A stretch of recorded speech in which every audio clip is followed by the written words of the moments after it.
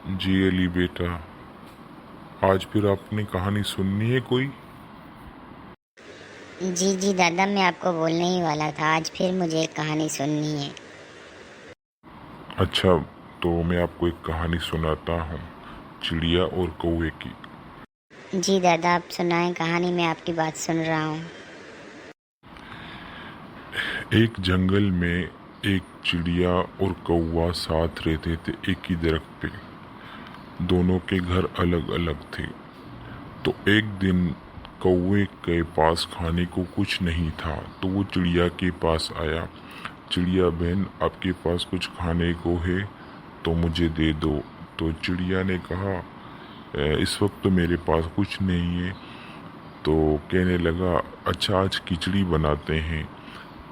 तो चिड़िया ने बोला, ठीक है, आप खेत से जाके चावल के दाने लाएं और मैं दाल के दाने लाती हूँ।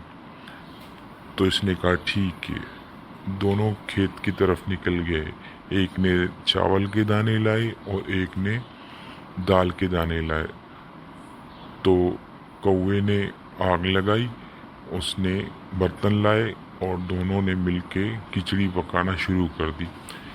थोड़ी देर में खिचड़ी की खुशबू आने लगी। तो कौवे ने चिड़िया से कहा, चिड़िया बहन आप अपनी चोंच धोकर आ जाएं तो खाते हैं मिल के साथ खाना। तो उसने कहा, नहीं कौवा भैया, आप भी अपनी चोंच धोकर आएं।